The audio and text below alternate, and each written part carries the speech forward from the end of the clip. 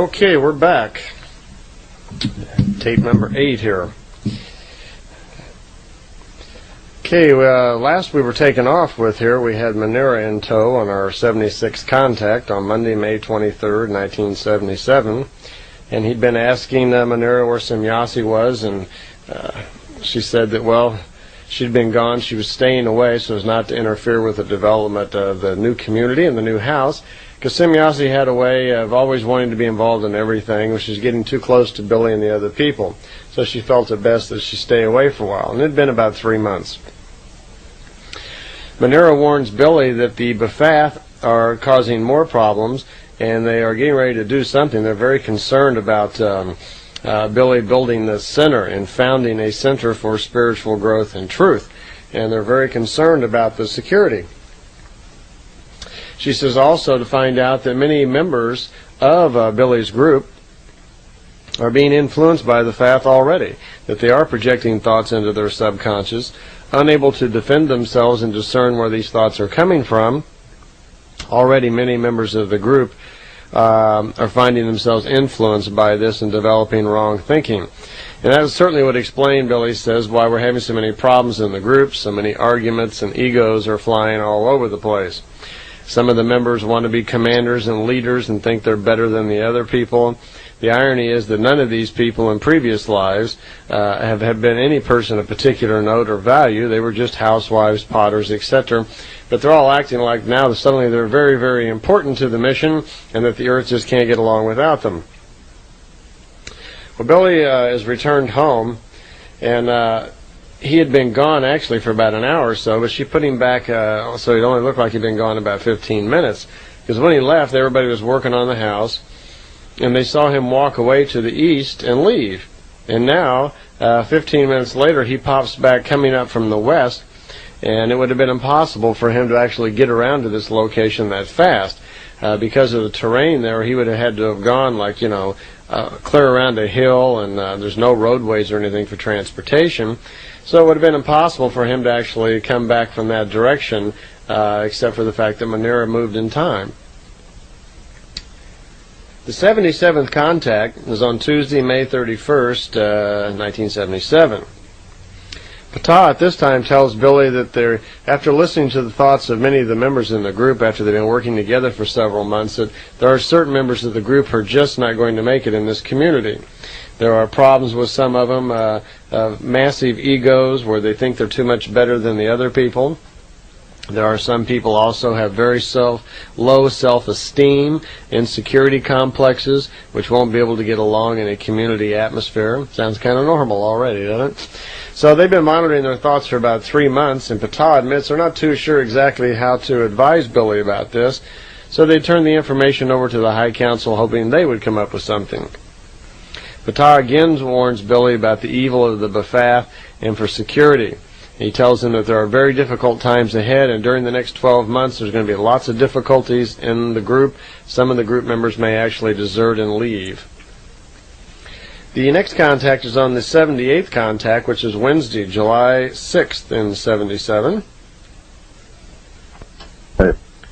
At this contact, Meier shows up with Alina. Alina is a Lyrian. She's from a planet called Sater, S-A-T-E-R, in the constellation Lyra.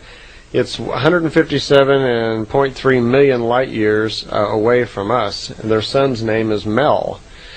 Some of these names just crack me up. Here's a son named Mel. We'll have a planet named Bob and a a moon named Nancy or something. I love these names. The interesting part was that Billy once before, when he had a contact and first met Meier, he was able to play with her beam pistol, and has some pictures with that. Alina brings him a gun also, and he's able to take pictures of Alina's arm and body and so forth, but he has to black out the face on the negatives, which he does. And he gets to shoot a few holes in trees and twigs and things. And this is an old gun that she has. It's about 600 years old. And there are a few pictures of it around. I show it at talks every now and then. It has two little boxes on it. And when you pull the trigger, the two boxes, I call them boxes, are just little containers on the gun that control certain radiations. And when you pull the trigger, It just dissolves things. There's no sound or light, but anything within a range of 37.2 kilometers just dissolves without a trace. Only that place where it first hits something is there like a carbonizing or a little burn mark there when it first hits something. She says also on this weapon, if you pull the trigger back farther, that it releases only the front box where the two elements don't mix together, and it has like a self-defense mechanism. It doesn't kill someone.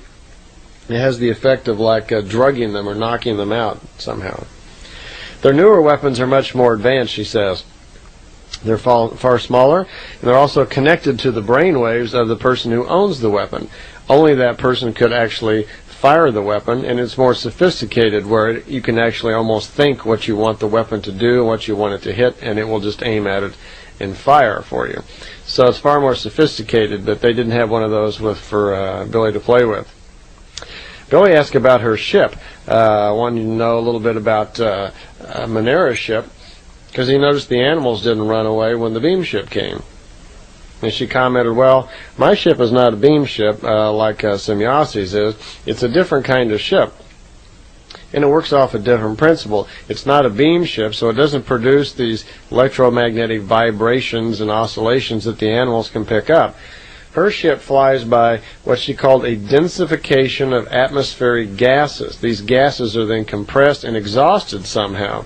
So it sounds almost like a rocket sort of thing, where some sort of sophisticated system of gas pressure that they used.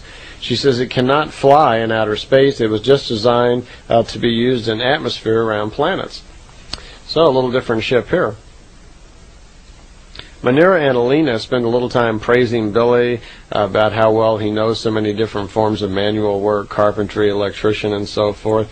And they keep a lot of praise again on him about being such a logical thinker and so advanced and so different than all the rest of us earthworms. So, again, all through the contact notes, Billy is constantly being praised and kind of patted on the head and told how good he is. And it's obvious by this time that, they're doing this all the time to keep his spirits up, keep him going, keep him on his mission. It's just a constant thing all the time. The 79th contact was on Saturday, July 26th, 77. Billy's not feeling very well, and he thinks that he's been poisoned from some sausage. Semyasi has returned, and he's having a contact with her, and she says it's not food poisoning.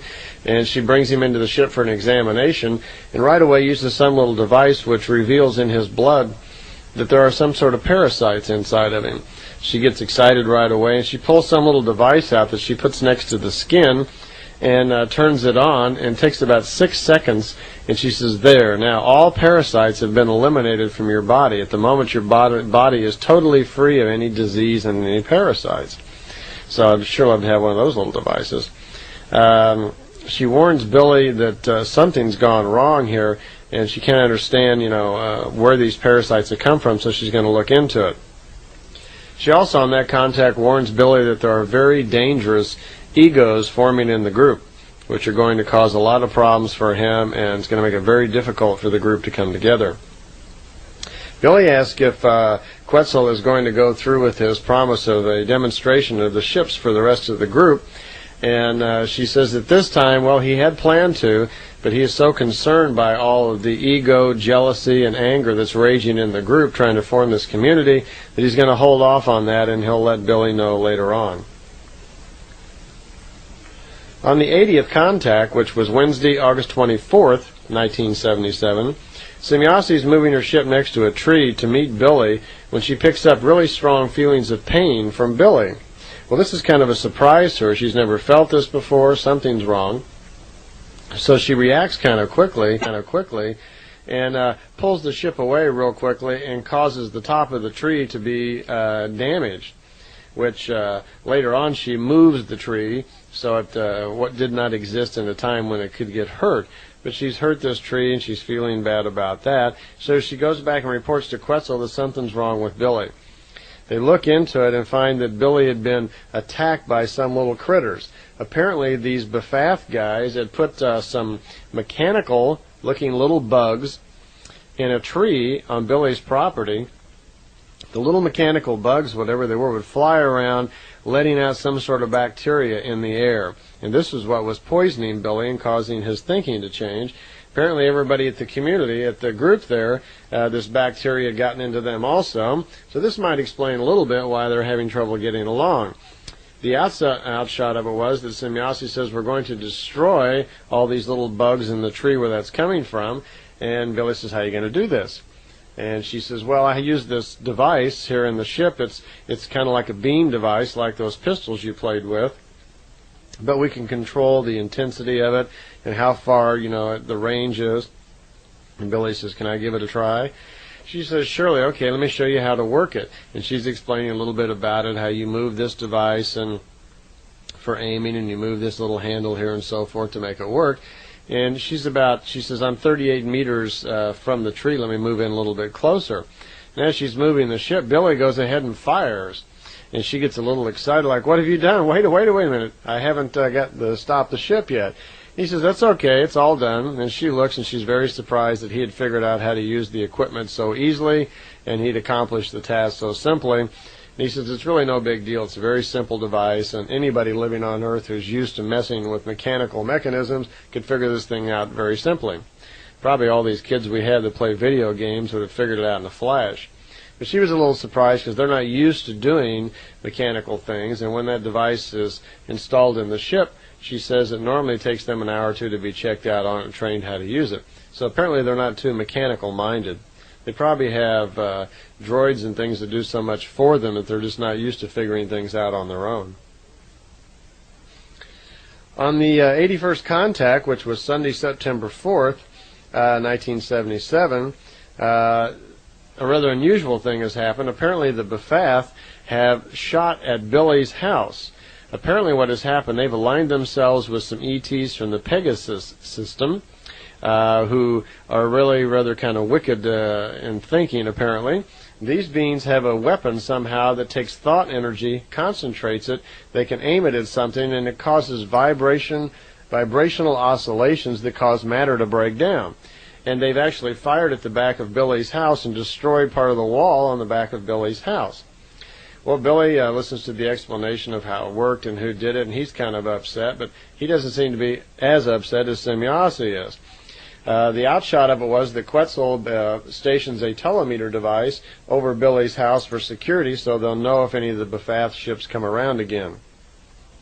They repair the wall, by the way, make it even stronger, and Billy's making jokes about, will this wall now stand up to those B'Phath knaves? But the humor again escaped Semjase. She did announce to him that early when she was explaining about the effects of the Bermuda Triangle and the two giant suns whose radiations were causing the effects, that the Earth had moved out of a position where it was now affected by those. It was no longer affected by those radiations. So the effects of the Bermuda Triangle as far as radiations from these suns causing time movement is over as of July 10th, 77. It's still possible that there could be other events there, but it wouldn't be caused by these radiation effects. Some of the effects in the Bermuda Triangle and the Japanese Devil's Sea, as they call it, and around Madagascar, are also caused by magnetic storms on Earth, climate changes, crime, etc. Not all events were actually caused by the time warp. Well, an interesting thing is happening at the community. The rules for living at the community are being drawn up. I've read them. I was a member for a brief time. I was called a special member because I didn't live there, and I was member number 50 for a while, year or so. And so I had a copy of the rules, and they are very strict. For the current group who lives there, in effect, you live only for the community. You cannot think outside of the community or against any interest. In other words, open-mindedness is kind of suppressed in a way. It's a very strict community. Far too strict for me. It was very good that I didn't live there. I wasn't able to conform to the rules anyway, even living over here in America, which led me to, resign myself and quit doing that. So. Anyway, the rules are drawn up and the community is actually forming. Billy has given plans to build their meditation room, which they're going to do. Billy's has a place over there called the meditation room where they've built a pyramid exactly to the specifications given to them by Ptah.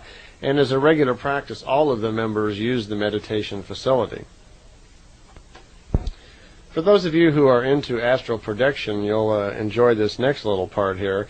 On the 83rd contact on Saturday, September 10th in 77, It was explained to Billy that the Pleiadians were having contacts with a man who they just called Mr. G, and he was performing some important work for them, and they hadn't heard from him in several weeks, and there seemed to be a problem, and Semjase just asked casually if Billy could look into it, that she felt somehow he was being influenced by some other outside energy force, and didn't know what really had happened to Mr. G. So Billy waits till night, about 2 in the morning, and he astrally projects his thoughts to Mr. G. And his thoughts approach Mr. G. He sees him lying in his bed sleeping at night, and he notices that there's a field of energy, not a blue one but a violet one, around Mr. G. And he says, well, I have to get through this band of energy around him so I can get into his aura to actually find the thoughts that his subconscious are creating and to find out what's been going on with Mr. G. So he tries to move through this violet energy force that is surrounding Mr. G, and he is repelled immediately with this tremendously strong force. He finds himself knocked unconscious. Immediately he's back into his bed, and as soon as his consciousness returns, he notices that some invading energy has pushed right inside of his material body in his chest and threatens to kill him. That's what he said. He says he's losing his breath, and this force was so powerful he suddenly was kind of fearful for his life. With his strongest blockade abilities, he fought and resisted this force, and for 15 minutes he had to fight it tremendously to push it out of his body. Then the force left. Well, he later, when he had a contact with Semjase, explained this to her, and she was very surprised that Billy had actually been attacked by this force. They had no idea. And she says, well, don't concern yourself with it any longer. I certainly wouldn't want you to get hurt. And she would look into it and get back to him, which she does. Well, it turns out that she herself tries to get in through this violet energy block that's surrounding Mr. G, and can't get through herself, and she's hit full force with it, and is knocked back, knocked unconscious. Her sister Plea, who is standing by with some sort of device on board the ship to protect her, intercedes with this device and separates the energy and pushes it out of the ship and saves her. But she says, Billy, this force was so strong that I couldn't believe that you actually survived it. And Billy said, well, what he had done was a trick that was taught to him years ago when he was learning these techniques in India, whereby that you leave traces of yourself. When you astral project, you don't allow the energy to follow you back to where you originated from. Instead, he left traces of his feelings in New Delhi and in Rangoon. So it broke up the ability of this energy to follow him back, and he did not receive a full impact then of this energy, lest he probably would be dead. Instead, he just got a minor part of the energy that hit Semjase. Ptah is called in, looks into the situation, and finds out that indeed Mr. G is being surrounded by a heavy form of energy, and he explains what it is. He says on the planet Earth there are literally billions of people who follow and align themselves with certain religious thinking. In other words, their thoughts all form a pretty much the same idea. He says that ETs who want to take advantage of this, what they can do is they can focus in on these common thoughts of billions of people. They can then concentrate that energy, because all that energy is concentrated on one idea. It's all energy. In this case, it was religious energy, where billions of people are concentrating on the idea of Jesus and Christianity. That energy then was taken and redirected by these other ETs and was used to create this energy block around Mr. G. So what Billy was running up against was actually the concentrated force of thought of billions of people being used for rather wicked devices. Mr. G then was feeling somehow that he was in touch with a beautiful higher spiritual life force, which he wasn't. He was merely being manipulated by some other wicked intelligence. So Ptah was explaining this to Billy, and explaining under no circumstances should Billy make any attempt to contact Mr. G or let him know at all that he had tried to interfere. They didn't want to take the chance of whatever was causing this energy force getting back to Billy and getting a hold of him or any of the members of the group. Okay, we're up to the 88th contact. It's Monday, October 17th, 1977. This contact, like many that will come after it, start becoming more and more involved just with the lives of the group members. Billy's making a really difficult effort here to form this group, get the bylaws together, and get everybody living under one set of guidelines. And you have all these personalities coming together, and things are proving very difficult. Also, we see the Pleiadians getting more and more involved in the personalities and the thought processes of all of the members, starting to offer opinions and so forth about what Billy should do. Ptah is asked about protecting Billy from the these energy forces that are surrounding Mr. G, this violet-colored energy thing that's very powerful. As it turned out, was she didn't have too many suggestions, but had some plans for a device that could be built which would kind of diffuse those energies. And Quetzal built a device like that and installed it in the telemeter device that's floating over Billy's house, and informed him that no longer should he really have to worry about the problems from those energies. If they should attack Billy, the telemeter device then would somehow protect him. As just an aside here, if you happen to read Perry Rodin books, the science fiction paperbacks from Europe, Billy had asked if there was any connection between the author and if he'd had any contacts. And he was kind of surprised to find out, yes, that the man who writes the Perry Rodin science fiction books in Europe was quite often inspired by extraterrestrials, although he himself was not aware of it. Well, not too long after that, a rather unusual thing happened at the house.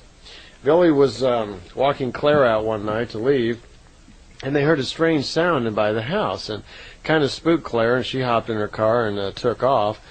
Billy, after Claire left, Billy went in the house and got his flashlight, his tape recorder, and actually got his gun. He was getting pretty spooked by all this talk about security and people trying to take his life and so forth, so he was kind of on his toes. Well, he walks out in front of the house, and he's listening very carefully for the noise, and he puts the tape recorder on a fence post, and he's listening. He just stands there and listens, and he hears this sound, Merg, and he doesn't know quite what to make of it, Merg, and suddenly he sees somebody walking slowly towards him, and he can barely see in the dark, and it's the shape of a woman, and he looks closely and sees it has very long fingers. Right away he can tell this is not a normal human being. This deals somehow with some sort of extraterrestrial. Well, as the being gets a little bit closer, Billy not only notices it has long fingers, but has an unusual looking head and face, which kind of look like an aquarium sort of person, like a water woman or some kind, almost like a fish sort of head. Well, Billy's a little cautious and doesn't know what's going on, and so he just reaches down and cocks his gun. And just as he does that, this being just disappears immediately. So he's telling Semjase and Quetzal about this, wanting to know if they have any idea what's going on. So he explains all about what happened and how he pulled his gun, and he may have acted too quickly. And that after he thought about it, and he listened to the tape recording, because on the tape recording was the sound this creature was making, which was Merg, Merg. Billy ascertained, because of his large knowledge of symbol language and sounds, that what this being was saying probably was the word peace, and that he probably overreacted because he was so sensitive about someone threatening his life, that he probably ran off a very peaceful being here, and he was feeling kind of bad about it. Well, it didn't take too long for Ptah to find out, yes, indeed, that was true, that whatever this being was trying to come peacefully, and they suggested in case they returned that Billy be very peaceful, which he said, of course, that he would. It turned out these beings were called Cygnians, Cygnians. They were from a very far away race, and apparently what had happened is their ship, when coming to Earth, their drive system had gone out, and that for 2 years they had floated rather aimlessly in space and made it to Earth. And when they came into Earth, apparently the telemeter devices didn't pick up the ships coming in by some freak accident of radiation of some type. and their ship had landed. They still had some power sources, apparently, because they were able to screen the ship, and the Pleiadians were not able to find them. So apparently one of the Cygnians, they were trying to find someone to contact on the planet to help them out because their drive system was damaged. Ptah explained that on the Cygnian world, that these beings were more animalistic than they were human, and they still live by the herd principle. Like you would have reindeer or buffalo, where they have the leader of the herd is the strongest and so forth. Well, this was still happening on their planet. And because of this, this herd mentality, which had slowly evolved on their world to more of a wisdom system, they were used to looking to the person with the strongest vibrations and strongest mental abilities to be the leader. And this had attracted them to Billy. And this is why they had come to Billy. So Billy started to feel kind of foolish that he had run someone off and scared someone off, someone who had actually come and help. Well, it took them just a little while to find the Cygnians, and Ptah contacted their home planet back home and to see what they could do about repairing their busted engine. Turns out that the ships they were flying were quite old, that had been a present to them almost 4,000 years back, that the Cygnians themselves were very non-mechanical and didn't have a clue on how to fix it.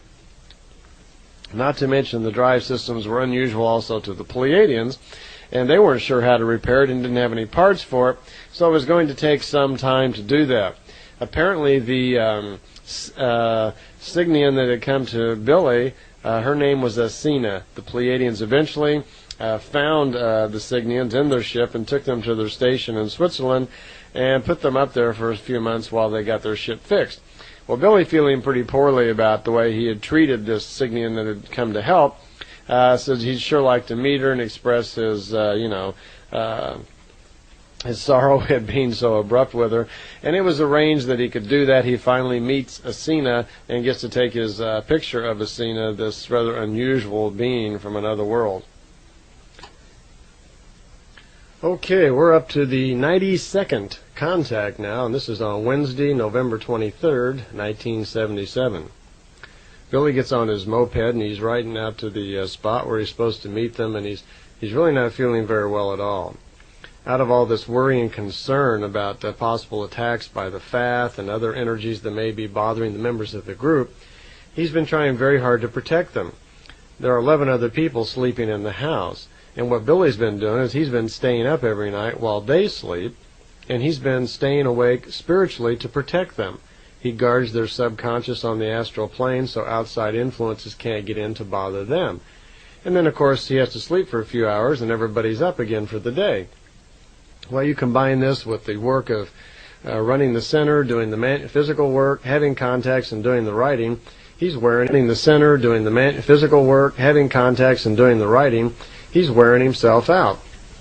So his nerves are becoming very frayed, and when he gets into the ship, Quetzal comments on this, and he and Semyasi are telling him you've got to calm yourself down, and you're going to have to be more careful with yourself, or you're going to damage yourself very seriously and injure the mission. One of the things that they wanted to talk to him about was that there had been certain problems in the group, and it's discovered that Hans has been spreading lies about Billy and is actually being very deceitful and causing lots of problems, and this is a big shock to Billy.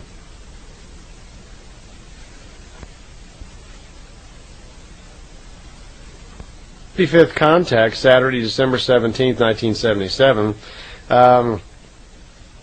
Semyasi is visiting Billy in the meditation room that they've built at the center. And they're both sitting there in chairs talking. And suddenly Semyasi gets a little concerned. She thinks she hears somebody outside. And she says, Billy, somebody's coming. I've got to go.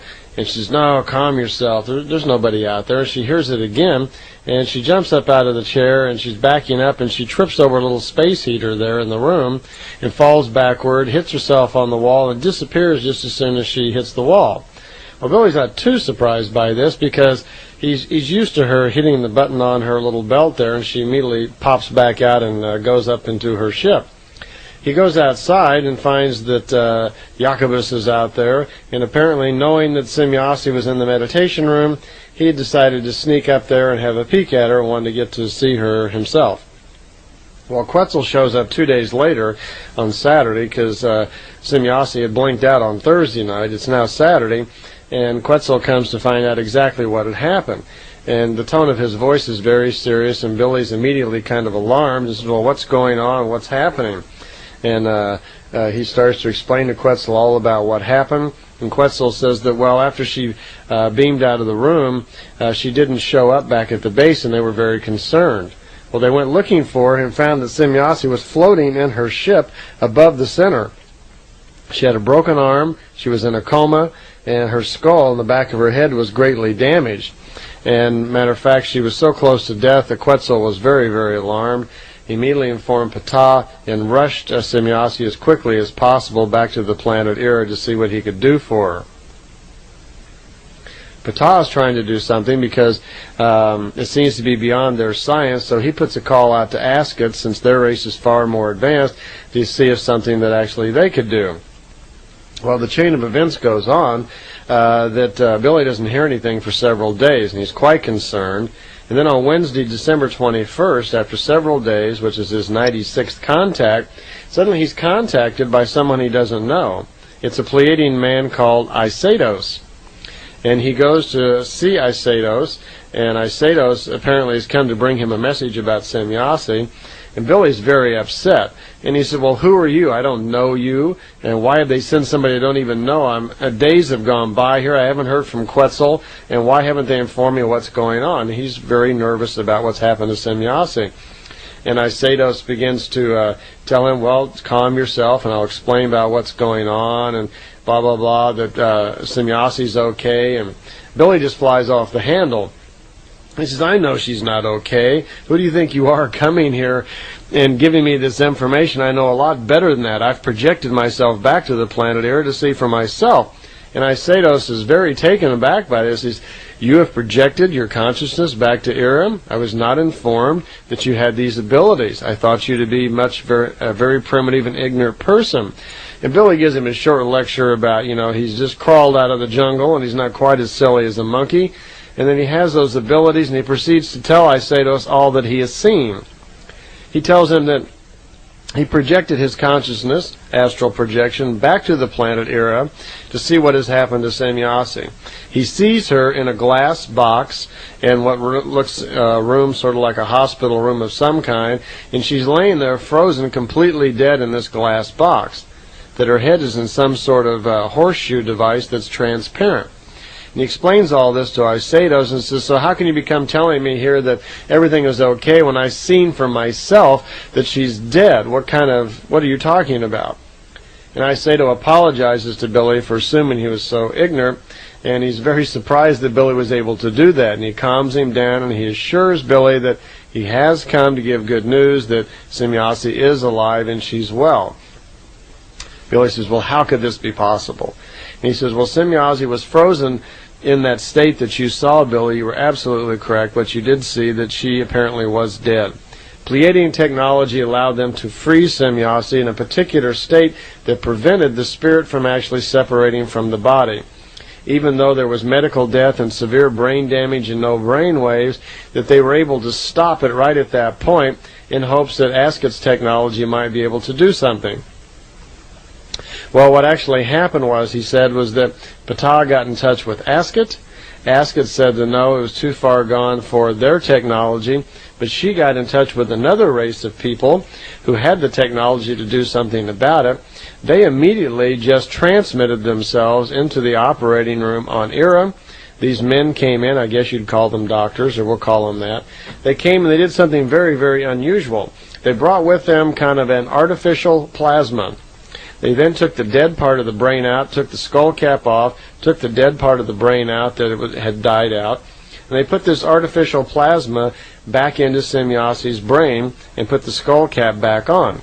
Within a few moments, Semjase was sitting up on the table out of her coma and was seemingly herself again. But 42 hours had gone by that she'd officially been dead, and she, of course, had no reminiscence of any of this and didn't know what really had happened. Well, it was explained to her that these people that had done this were called, they were Sonas, and so they would be called Sonians. And what they had actually done is this artificial plasma somehow that they had brought back served to work as a synthetic kind of brain. This plasma then attaches itself to the brain. It emulates the natural electrical force or life force of the being itself, and will for 3 or 4 years then work as kind of an artificial brain until the natural brain will start to recognize it as a natural part of itself again. So, through whatever complicated means this was, somehow Semjas's life was actually saved by use of this plasma, and she's back on her feet. And Quetzal reports that she will have to stay at Ira for about 3 months for a period of convalescence, that part of the doctor's orders are that she not work and she not use her brain for any new information. She's supposed to take it easy.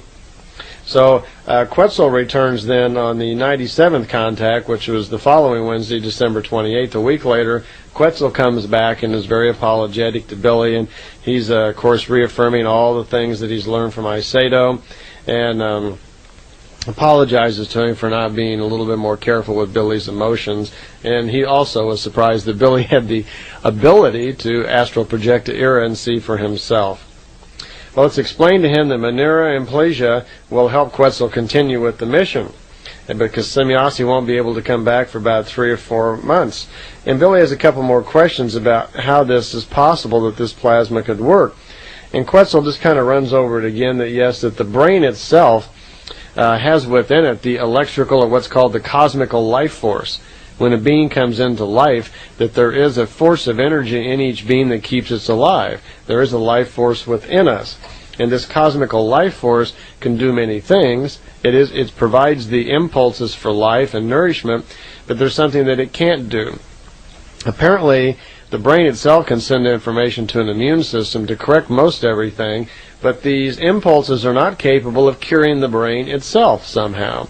So what this plasma does, it's actually a foreign body inside of the brain, and eventually the body will catch on to the fact that it is a transplant. It'll catch on to it, and it will be destructive to the brain. So this artificial plasma, these Sonian guys have figured out some way to emulate the natural cosmic energy that's inside of Semjase. And they specially prepare or program this plasma so it will be compatible with the life force inside of Semjase and not be rejected for about 3 or 4 years, while the natural body's functions, the brain itself will slowly take to this plasma and make it a natural part of itself. In other words, it'll regrow that part of its own brain. Pretty amazing, huh? Well, Billy asked if they had this ability, then they could probably just keep creating new brains all the time and live forever. Is that true? And he says, before Quetzal can even answer that, Billy answers it himself. He says, no, I can see why that would be wrong. That wouldn't be possible, because that, of course, would interfere with the natural ability of creation to evolve through sleep periods. That at some point, the spirit is going to have to rest. And Quetzal agrees and says that's true. If you technically keep pushing the body, which you can through longer and longer life duration, at some point the material part of the body will give up, and the brain will the guy will become an imbecile, and the spiritual self would just go stagnant, and it would force itself into sleep. You can only push it so far. Billy had a question about the Sonians. Quetzal said he really didn't know too much about them. They were from the Tao universe. Their average lifespan was about 2,360 years. They were 175 centimeters tall. They, unlike us, they had a much larger head, about 50% larger than us, with long skulls. And they were about 4,000 years in advance of the Pleiadians, technically. They had evolved to the point where their mental abilities were so powerful that they no longer used flight machines to move around the universe, that they were actually able to transmit themselves just by force of their own mind from the Tao universe to Ira. So these are some pretty developed guys. At the end of this contact, Billy wants to know if the 30-kilometer limit on his travels is still in force that Ptah had set on him, and Quetzal says, no, it's lifted, but you want to be very careful. There was a question about the home planets of the Pleiades. Billy wanted to know, he says, do you actually live in the Pleiades that we look at? Semjase had mentioned something about having to make a dimensional shift. And Quetzal said, I'm surprised that you picked up on that. We didn't want to tell you about that until 1979. But he says, yes, the Pleiades that we live in are actually in a parallel dimension to the Pleiades that you look at in the sky. The Pleiades that you see in the sky are not suitable for life for us, so we can't live there. The parallel world that we live in is a solid world just like yours, because Billy was concerned that they may exist in some sort of other etheric state on their own planet. But he says, no, we are we are material beings just like you, living in flesh and blood, and the parallel dimension that we live in is also solid just like yours. Quetzal also commented to Billy that there are other forms of life and other dimensions. For instance, on planets where there is flora and fauna, that there are also elemental beings. These are beings who exist in a higher vibrational level than we do. They make no effort to contact us. Their role within nature is that they are connected somehow to the flora and the fauna of a planet. There is no way to acoustically talk to them or telepathically reach them, but it is possible some people do perceive them, but we can't really communicate with them. The 99th contact comes up on Wednesday, January 4th in 78, so we're almost in 3 years here now. And this is a rather sad one because Quetzal has some bad news that he and the others have decided that they've been very disturbed by all the problems in Billy's group, and they're deliberating very seriously about stopping the contacts. It just doesn't seem to serve their interest any longer, and they're very disappointed that the group members are unable to really act responsibly with all the information and help Billy. So they say they've come to the conclusion that the people of Earth are just having too much trouble understanding the truth. And so maybe it's a good time to actually stop the contacts. Quetzal says maybe it's possible they should only continue having contacts for those who believe and who are very sincere. But then he comments to Billy, if they stop the contacts, it would be a very bad thing for the planet Earth, because if the contacts stopped and the mission stops of developing spiritual guidance leaders with the members of the group, then he fears the prophecies of the future would probably come true, which could mean a very dark time for the planet Earth. And this would really be a shame, because if the members of the group would just understand how important this was, and if they could just open their minds up to the truth, then all this could really be avoided. Well, Billy pleads for those who have been sincere. He understands that many people have difficulty, and for some people, it's very difficult for them to understand all this information and learn it as quickly, perhaps, as the Pleiadians are expecting. And he starts to get a little frustrated and upset, and he's coming on to Quetzal about, you guys are very pushy. You have a lot of nerve coming down here demanding this and demanding that and pushing us so hard. We're doing the best that we can. And the people are working very hard. They're making a very good effort. And it was your forefathers to begin with that caused all of these problems, and you should make a little bit more effort to try to, help us with our difficulties. You need to develop patience, and possibly you just don't understand humanity as well as you really think you do. And he gets rather upset, and he says he's had enough, and he just wants to go home. He doesn't want to talk to Quetzal anymore. He just wants to go. And he makes a very valid effort. Actually, in the contact notes, there's quite a speech he gives on the defense on behalf of humanity and how we really do have to learn our own and don't be so impatient with us. Well, Quetzal understands a little bit. But Billy doesn't want to talk anymore. He says, let me out of here. I will feel better when I don't have to see you anymore. And immediately goes to the hatch and just leaves the ship. Well, their next contact, which is the 100th contact, Friday, January 6th, Quetzal apologizes. He was very moved by the things that Billy said about Earth humanity, and he apologizes. He doesn't actually apologize. He just says, we realize that we don't understand as much about you as we thought we did. For us, it is a continual learning process also. Please remember, we're not superhuman. We also make mistakes, and they kind of, make up a little bit, and he decides that the contacts will go on, but that Quetzal is still very upset by the action of the group, as well as Ptah and the others are, because there are so many difficulties, egos, and jealousy springing up in the group that really there is no progress as far as the mission is going on, and it's turning out to be just more and more difficult for Billy to hold things together all the time, as well as it's taking a very terrible toll on his health. 当 Well, Billy returns home and tells all the members of the group, that they're going to have to straighten up, and he's explaining to him all about the difficulties, but it doesn't seem to be working. The intrigues and the backstabbing are getting pretty bad around the house. Just a week or so earlier, it's worth noting, on New Year's Eve, there was a little celebration at the center there, and many of the people were there, about 20 of them, and they were all kind of, having a drink of wine and having a good time and having an interesting evening. Billy doesn't drink wine. But Billy was being pressed to show some of his spiritual abilities to the group. And it was kind of done in good faith. I mean, good fun. They'd heard stories about Billy being able to do things with his mind, and they wanted to see something. Because reportedly, when they were moving into the home, on one particular occasion, Billy was able, with his own spiritual abilities, to actually lift a very heavy oven that was too heavy for 4 men to pick up. He moved it onto the truck with the force of his own mind. Well, they'd heard about this, but none of them had really seen anything. So they were kind of pushing Billy to do something. So what ensued was, and Billy seemed to be a little embarrassed by it, and perhaps maybe his feelings were a little bit hurt somehow. He has some strange attitudes sometimes. But at any rate, he was pushed into it, and he started accepting coins from people and performing, I guess you call, like parlor tricks. And he caused a couple of coins to get red hot. He burnt one in his hand. He was able to take a spoon and not only bend it, but have a spoon almost melt and fly across the table.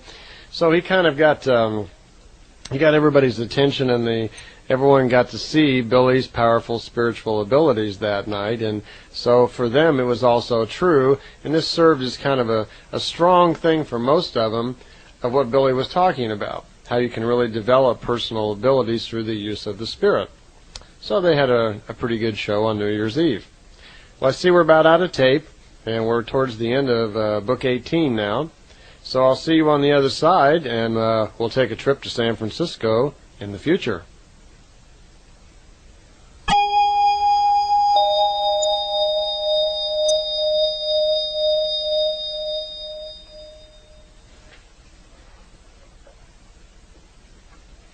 Okay, we're back, and we're on the last side of the contact notes. I've probably told you that the contact notes are actually 18 books. Each book is 100 pages long.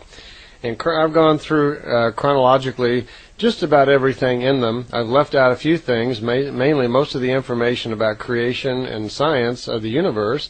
And I've left out most all the information about religion, philosophy, God, Jesus Christ, because I want to do those on separate tapes where I can talk about them all at one time. You see, there was information on these subjects every now and then, but it was all broken up where it's difficult to put all the pieces together.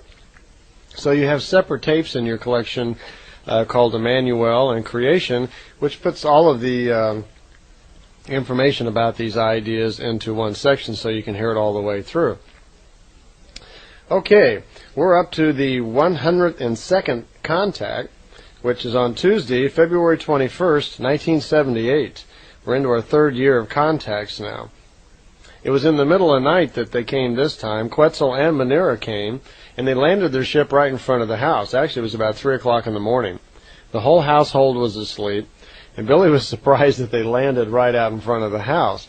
And they were in Meier's old ship, which when it sits down on the ground burns a hole in the ground. And they were, of course, able to come out and take pictures of that in the morning. So Billy comes out in front of the house, and they explained they weren't too concerned about anybody seeing him at this hour, and everybody in the house was asleep. I don't know if anybody woke up and took a look, but they should have. They're always wanting to see things, and here they would have got to see them right in the front yard. Quetzal was kind of urgent to come and see Billy, and because he wanted to talk a little bit about the Bephath, that he was quite sure that the Bephath were going to attempt something else towards his life, and they wanted to do something, and they were waiting for the Bephath to do something. And Billy says, yeah, I had a strange event happen just the other day, and there was some noise, and I heard gunfire off in the distance, and suddenly the whole house was kind of shaking and rumbling, and there was all this noise, and I didn't know what was going on. And Quetzal cuts in and says, we know exactly what was going on. Let me tell you what happened. They'd been watching out for the Bephath to do something. The Bephath did. They They heard the gunshots, the cannons that were being fired off in the distance for some sort of celebration, and a triangle, a delta-shaped ship, which is the sign of the Bephath. They come in these delta-shaped ships. They moved one in over Billy's house and were going to try to fire at the house and actually destruct the entire house and kill everyone. And Meier and Quetzal quickly acted and moved their ship right above the house and screened it so the Bephath couldn't see them. When the Bephath fired, it actually hit Quetzal's ship. And the sound that Billy heard was the sound, I guess kind of the reflection of the explosion, whatever, when this energy beam hit Quetzal's ship, and to save Billy's house. So he was explaining all this all about him, and commented also that in the future they had now decided that they were going to take action against the Bephath, and there was going to be, as soon as Ptah had okayed it, there was going to be action taken actually to take the Bephath off the planet. The little ship that had fired at him that night, they had gone after, seized it, and Meier had destroyed the ship so the Bephath would no longer have the use of that.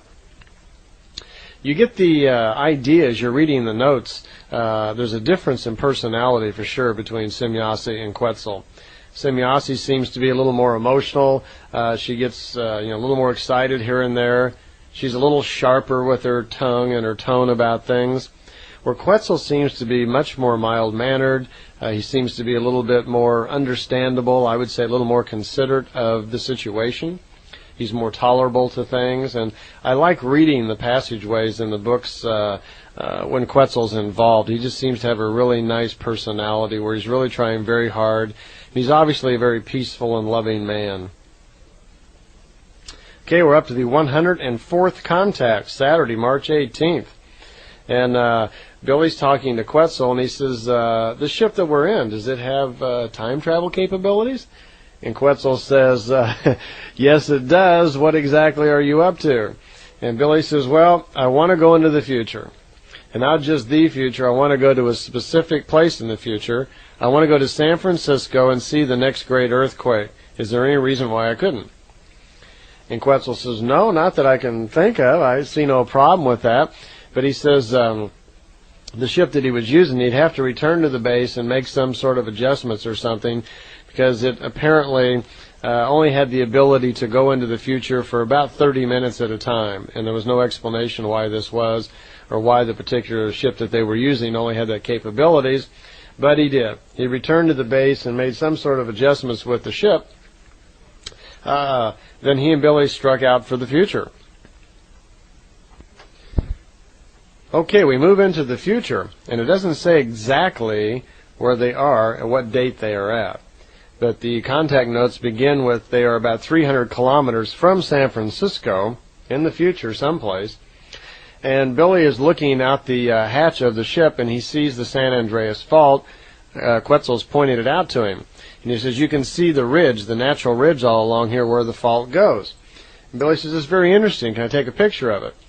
And he says, surely you can. And Billy remarks, well, I always have difficulty taking pictures inside the ship. They always seem to be a little bit blurry. And he says, can I take a picture through the hatch, the bottom hatch of the ship where I'm looking at? He says, you can, but it's not going to come out very good because the ship, the propulsion system is letting off some sort of radiation or whatever below the ship, and the pictures are going to be a little bit blurry. So he suggests to Billy that he take the pictures inside the ship on one of the sight screens, which he does. And he gets a picture of the San Andreas Fault. So then he says, well, okay, on to San Francisco, and let's see that. It just takes a minute or two, and they're over in San Francisco, and they're just south of San Francisco, kind of looking northwest. And Billy remarks that he is surprised at the extent of the destruction. It's far greater than he really thought it was going to be. And actually, he's kind of taken back, and they both get a little emotional at the mass destruction that there is. Apparently, it's one of the, a very bad earthquake. Billy says, well, is there some landmark or American building, he calls it here, that I could take a picture of that everybody would recognize right away, so surely they would know that I took a picture of the future. And he comments in there as he's taking it, he says he wants to take a picture of this turn of the century earthquake.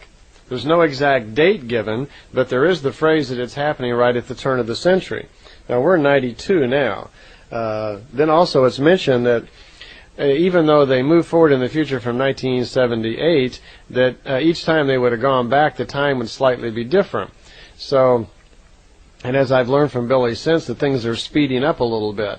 So we don't know exactly when that earthquake may hit. It is certainly before the turn of the century, because if anything, it's faster than the time period that Billy saw. And he remarked at the time he was told it was at the turn of the century, right at the turn of the century. So possibly it's going to be a few years before that. So, heck, I don't know. Okay, we're up to the 106th contact, which is on Monday, April 10th, 1978. And Quetzal has some really very hard news for Billy, that he and the others have been monitoring the thoughts and feelings of all the members very carefully to see what they're doing, and things are really not going very well at all. As a matter of fact, he remarks in here, and he gives the names of several group members who are on their own, secretly talking and discussing, and are thinking very negative thoughts about the whole center idea. They're even going so far as to try to undermine Billy, and they're talking to other people, telling them, don't invest in this, don't put any money into the house, and it's getting very bad. There's even a couple of people who are developing great hate for Billy's wife. There's lots of jealousies going on. And so Quetzal says, this really is not working out the way we expected, so we're going to have to kind of put the group on some sort of probation here, where we can monitor their thoughts for a while and see if this really changes. And this time Billy's pretty much in agreement.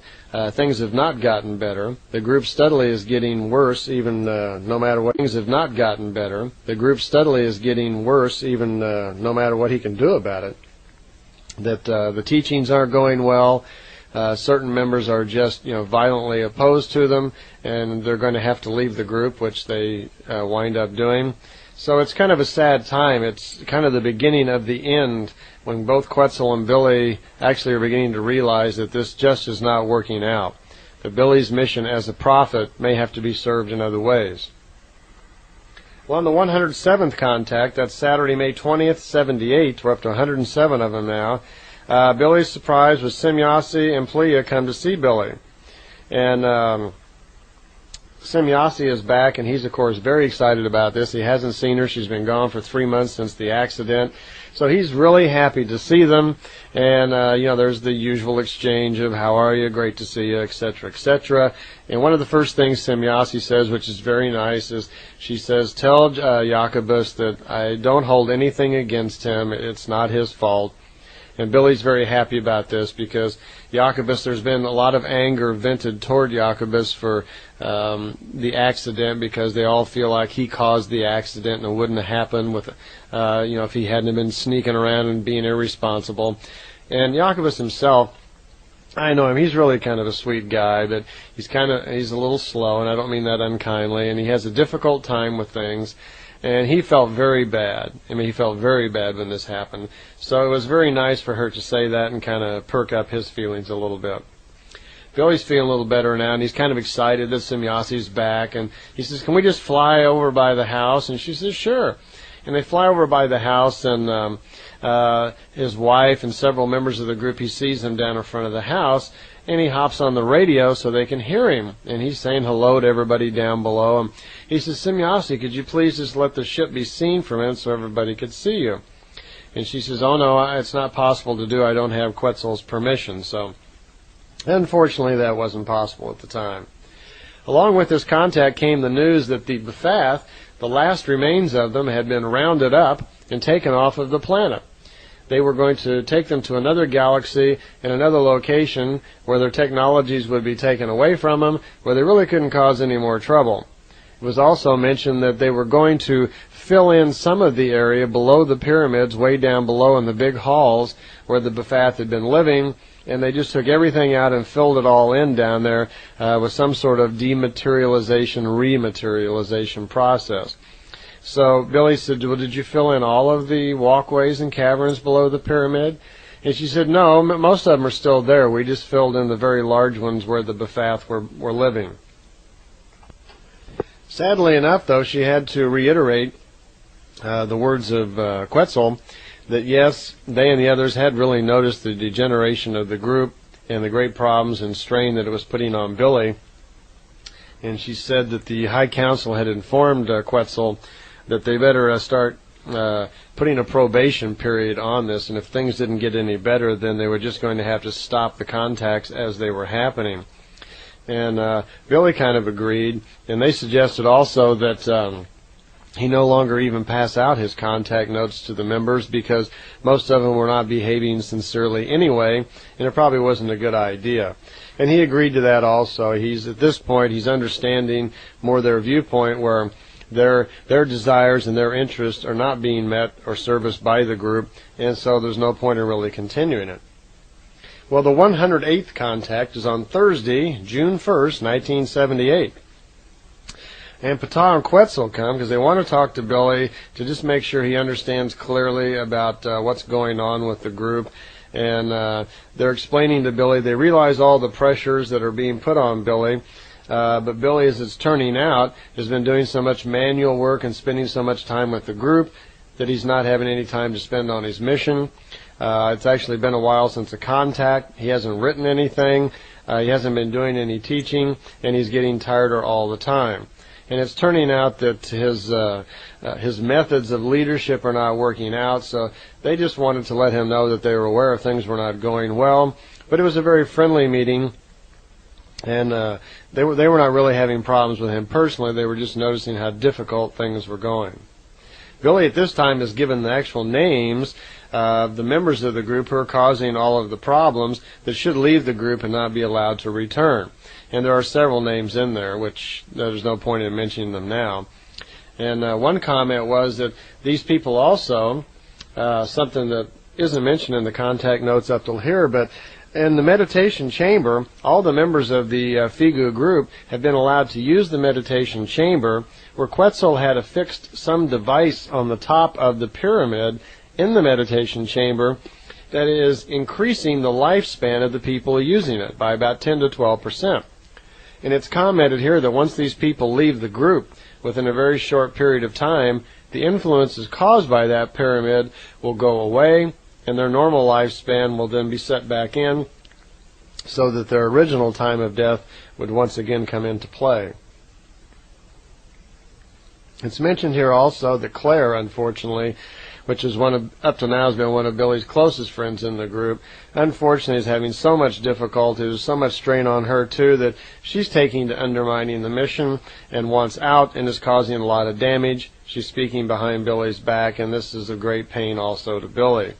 He's also given a list of each person at the center of what they should start doing. The Pleiadians are trying to help Billy establish a little order, and they give him this list of work things that they think each person at the center should do, so Billy wouldn't have to do so much himself, okay?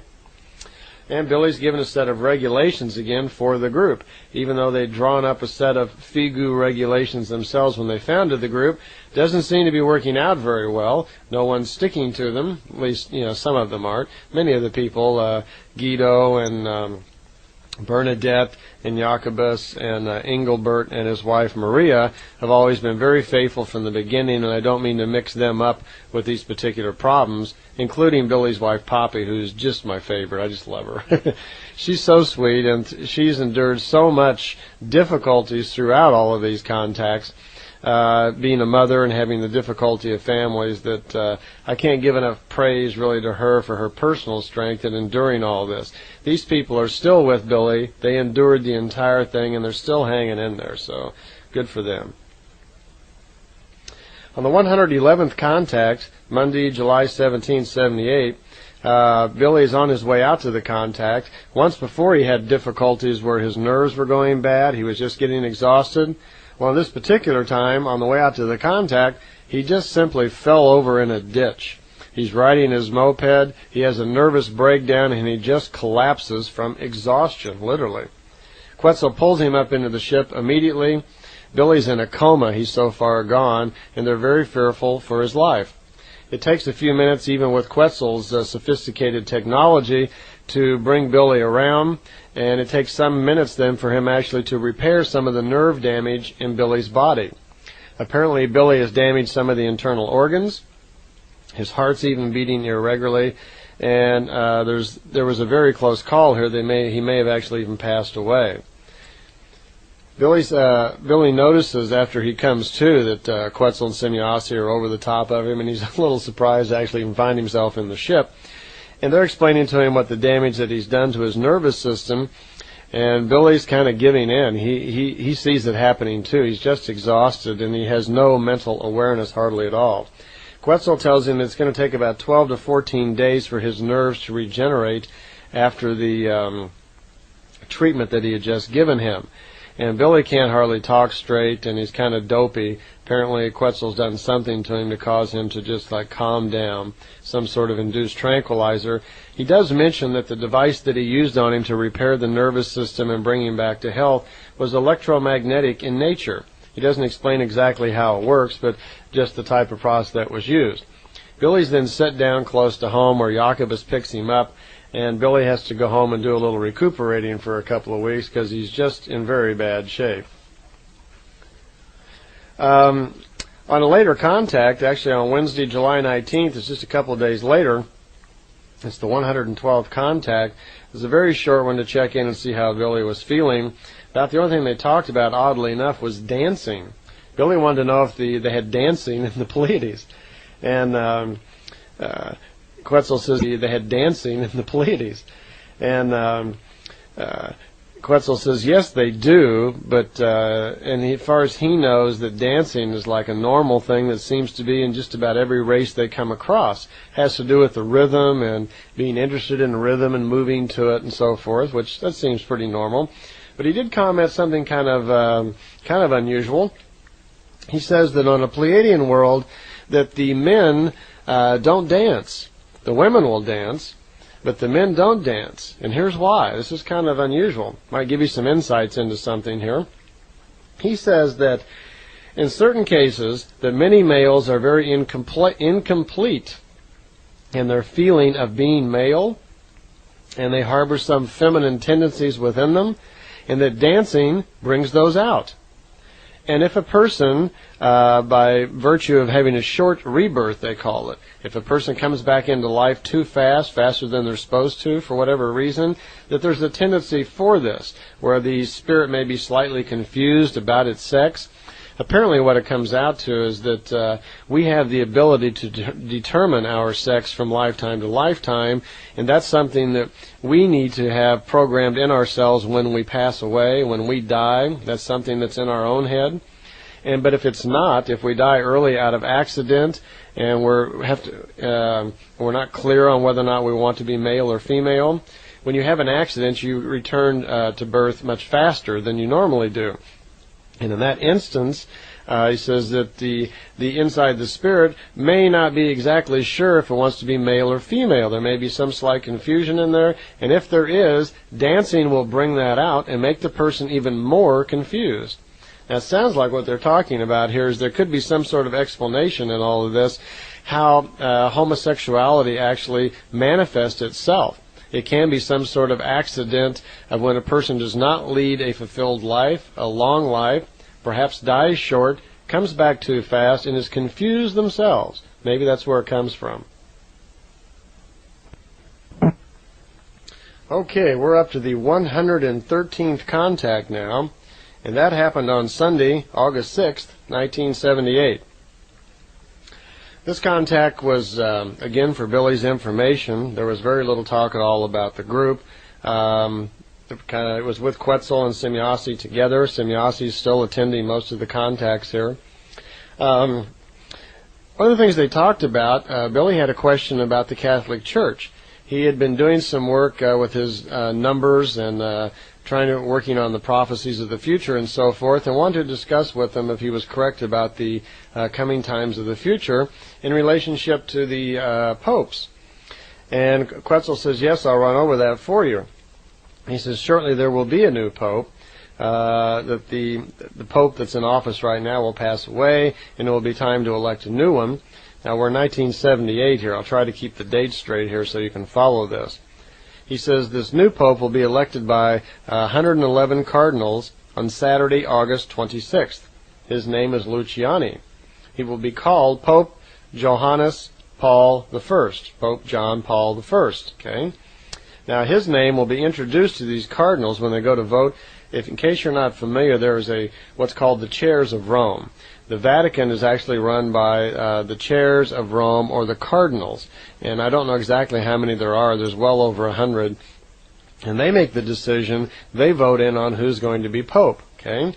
So what has happened here is they're voting in this new guy, Pope John Paul I. His name is Luciani, his real name. And they take, from the moment of time that it's introduced that this man may become pope, it only takes 33 minutes for them to deliberate and to decide that he should be the next pope, which apparently is rather quick for them. Well, oddly enough, even though it only took 33 minutes for him to be decided upon, he's going to be dead in 33 days, on September 28th. Here's why. Apparently, after they decide to put him in power, make him the pope, that they're very surprised by the way this man acts, and it causes a lot of horror, was the word that's used in there, with his behavior. First thing he did is he broke tradition by not wanting a fancy coronation when he became pope. All he wanted was a simple ceremony, and this really angered the cardinals. And for the weeks that followed, just a couple of weeks after that, he seemed to be offending a lot of the cardinals and causing lots of problems. And apparently the cardinals feel that they are the real power of the Catholic Church, and the Pope is just a figurehead. So already a plot was put into motion to actually kill this poor Pope, or it's going to be put in motion because we're talking in the future here, to kill this poor guy. So Pope John Paul I is already in trouble. They poison him on September 28th at 2307 hours. That's 11 o'clock in the evening, 11:07 in the evening. He's going to be poisoned with a very fast-acting poison that disappears quickly in the body, and it will appear as though he had a heart attack. Now, I remember back in 78 when that happened. The guy was only in office for about a month, and I thought, gee, that's too bad. The poor fellow died of a heart attack just after getting, this job. That, as a religious man, I'm sure it must be the height of your career to become the Pope. So I remember feeling kind of sad for the fellow that he'd probably worked all of his life as a priest and whatever, working his way up, becoming a cardinal, whatever, and then suddenly he becomes Pope, and a month after he becomes Pope, he's dead. But according to the Pleiadians, it was no accident. The cardinals actually poisoned him because they didn't want him any longer as the Pope. Well, one of the other problems was, too, this new Pope will also be too kind to the people. And they apparently don't like that. They like for the popes really to just kind of deal out the rules and laws of Catholicism and work very closely and kind with the cardinals themselves. Kind of sounds like Congress and the president, doesn't it? Well, apparently this pope, that was another reason why they poisoned him, that they were afraid that he was going to become too friendly with the public, too lenient, and they would lose some of their control and some of their power. Billy questioned, well, whether or not they would actually get caught at this, because apparently they've done it several times in the past where the cardinals have actually poisoned or in other means gotten rid of popes. And Quetzal remarked, no, it's very hard to catch them. You must remember that the Vatican is a separate state in Italy, has its own police force, its own little government, its own post office, and the Italian government or no other government really has authority to investigate or do anything. So they're really a kind of, it's very difficult at all to pursue any kind of investigation and catch them, so they can really kind of get away with it. And Billy thought this was kind of sad that this sort of thing was really happening. Billy's not much for religion, but at the same time he doesn't go along with murder at all.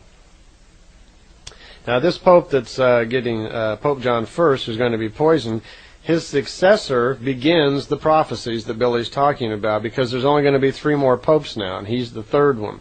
There'll be 2 more after him. His name is Pope John Paul II. And he'll be appointed Pope within a month after the death of Pope John Paul I, who dies of poison on September 28th.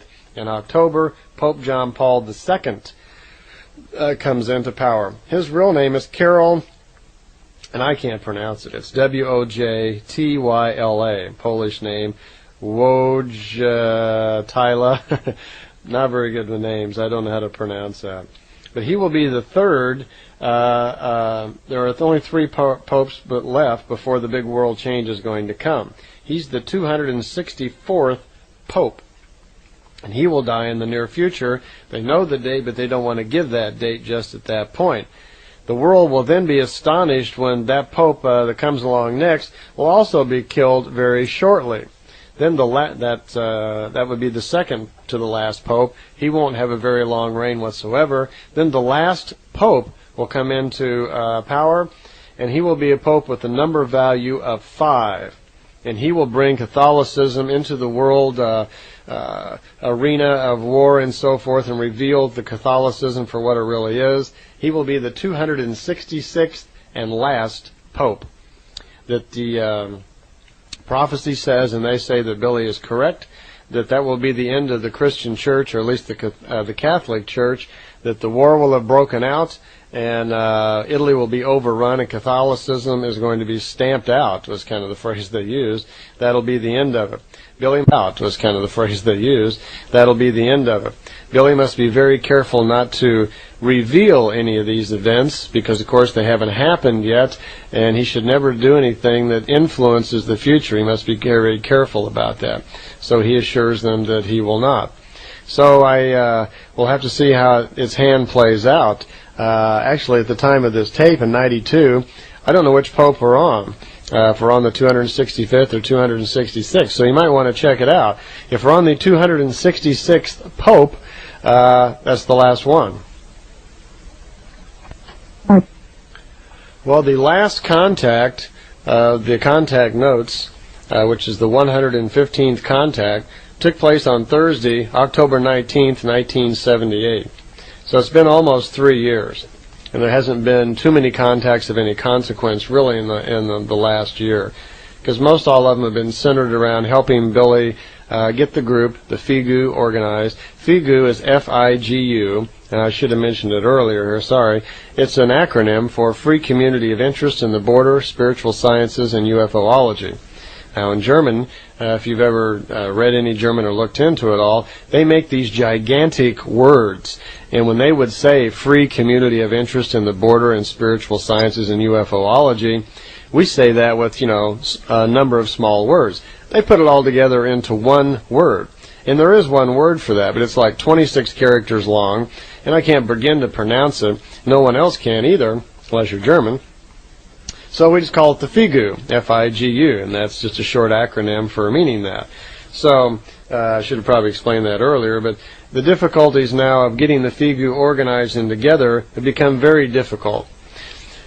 The Pleiadians have tried for some weeks to get Billy to come to a contact. He has not answered.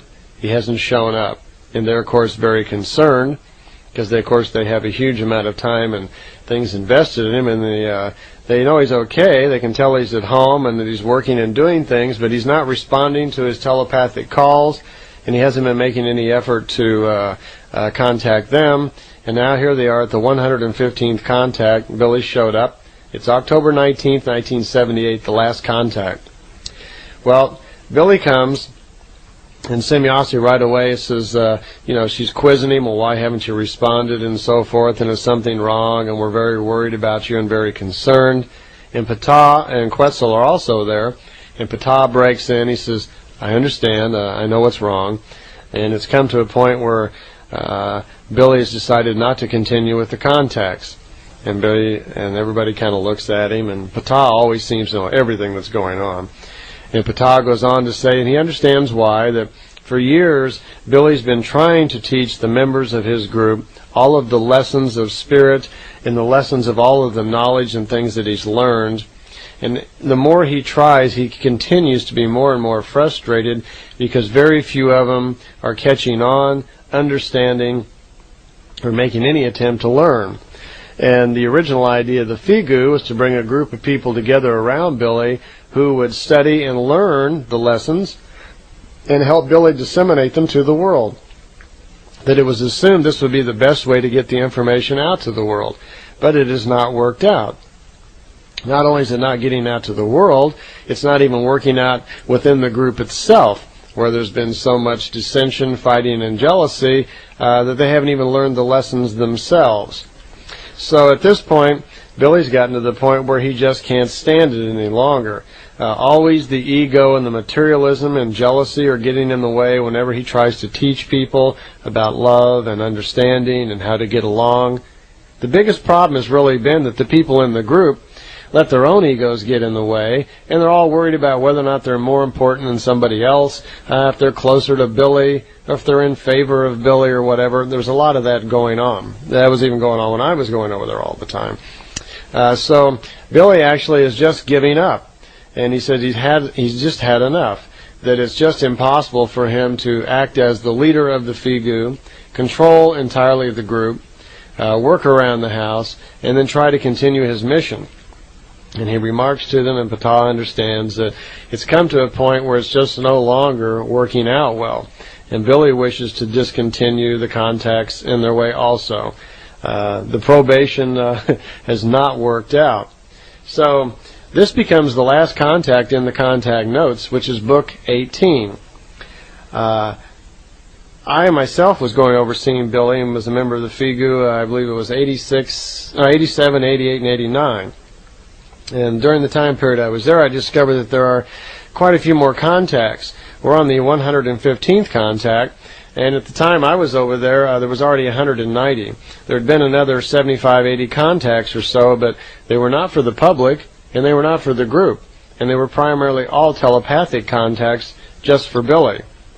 The contacts did continue on. As a matter of fact, Billy actually did write 2 more books of contact notes, book 19 and book 20.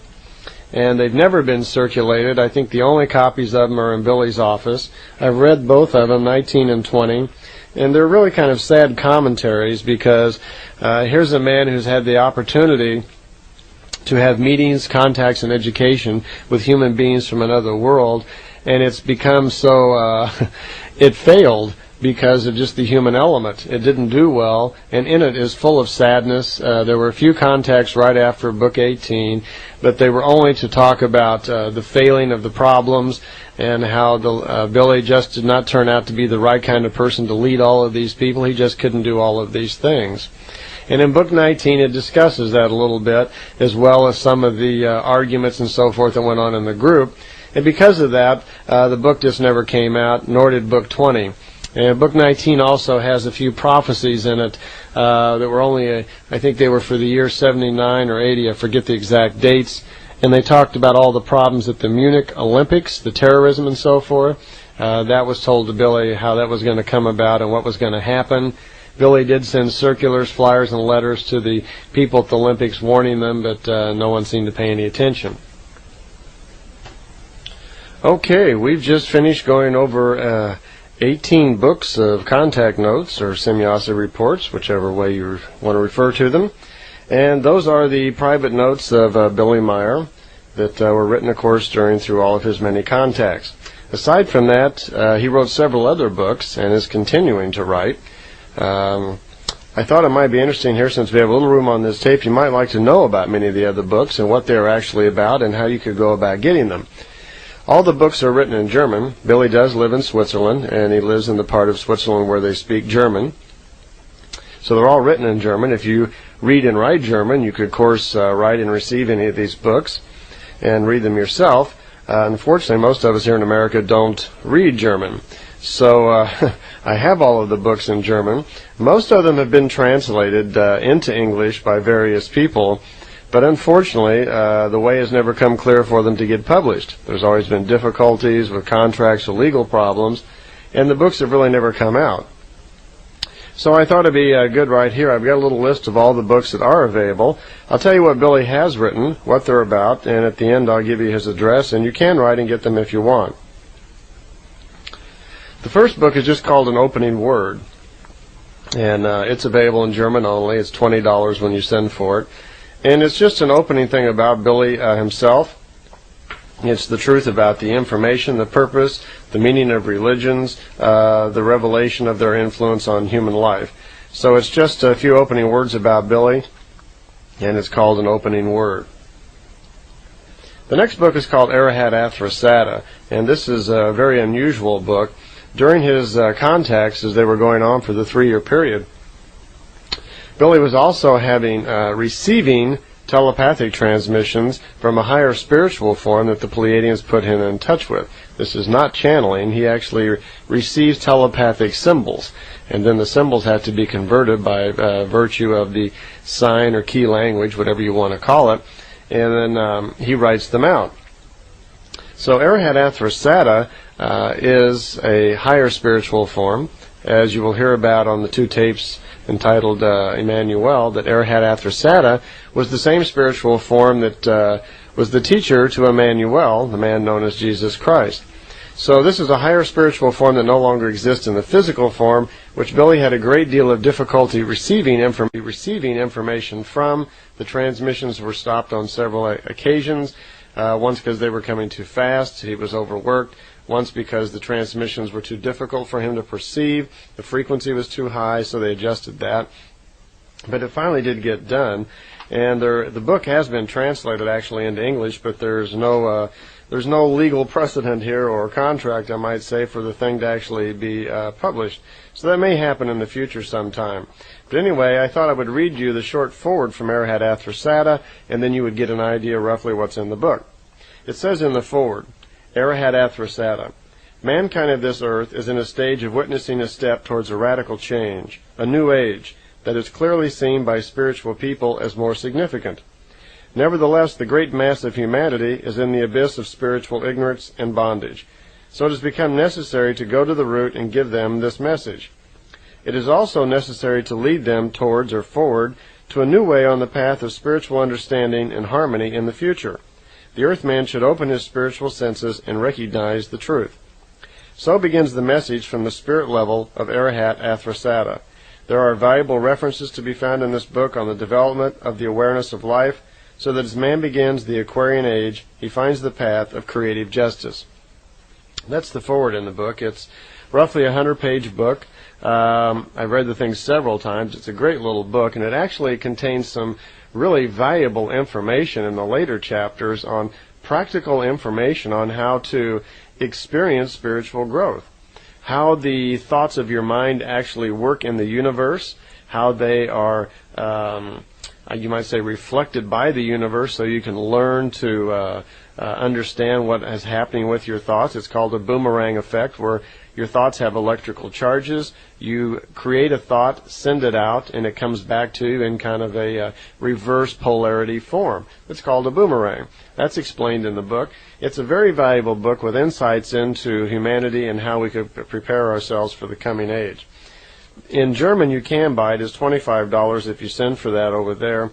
And hopefully maybe someday we'll be able to get the opportunity to actually publish it and sell it here in English so you could read it. Much of the information that's in it, I kind of squeeze into the tapes here and there a little bit. Okay, the next book is called Biotope.